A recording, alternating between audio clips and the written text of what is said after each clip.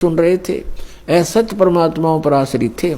अब हमें सत्य मिलेगा तो ग्रहण करेंगे, हमारा सबका मोक्ष हो जाएगा। अब देखिएगा, थोड़ा प्रमाण दिखाते हैं श्री देवी पुराण में। देखिएगा, श्रीमद् देवी भागवत गीता प्रेस गोरखपुर से प्रकाशित है। और इसके कौन है संपादक? हनुमान प्रसाद पोदार चिमनलाल गोस्वामी।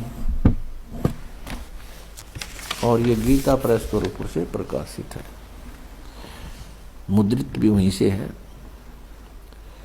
गीता प्रेस प्रकाशक एवं मुद्रक हैं गीता प्रेस गोरखपुर, गोविंद भवन कार्यालय, कोलकाता का संस्थान। इसके 123 पृष्ठ को ही पढ़ेंगे, इसमें बहुत से संशय दूर हो जाएंगे।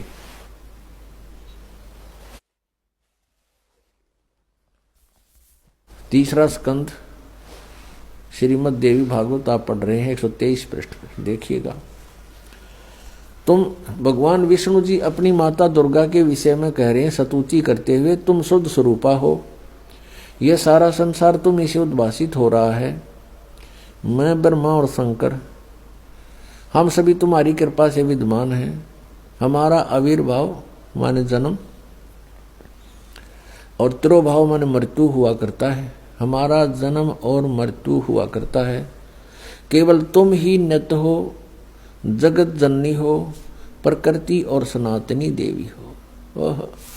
फिर यहाँ कहा है, ये स्पष्ट लिखा है, आविर्भाव माने जन्म। भगवान विष्णु जी स्वीकार कर रहे हैं कि मैं ब्रह्मा और शंकर हम सभी का जन्म और मृत्यु हुआ करता है। केवल तुम ही नित्य हो यानी अविनाशी हो, जगत जननी हो, प्रकृति और सनातनी देवी हो।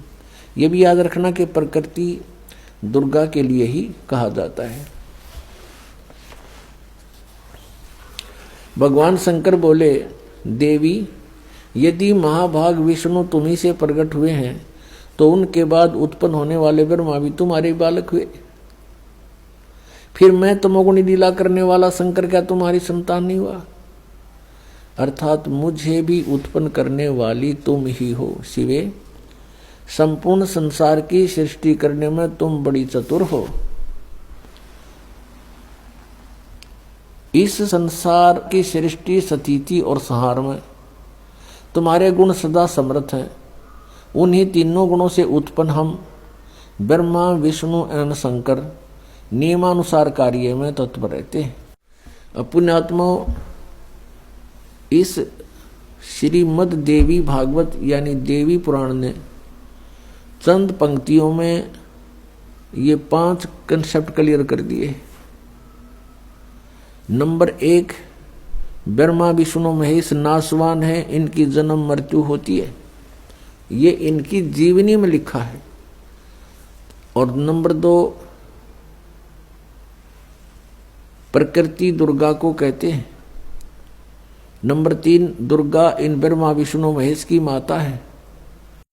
और नंबर 4, ये कहते हैं हम तो केवल नियमित कार्य ही कर सकते हैं, यानी जिसके संस्कार में दुख या सुख जैसा है उसको एज इट इज दे सकते हैं, उसमें हम कोई परिवर्तन नहीं कर सकते। और 5वां ये हो गया कि रजगुण ब्रह्मा, सतगुण विष्णु, तमगुण शिव जी है।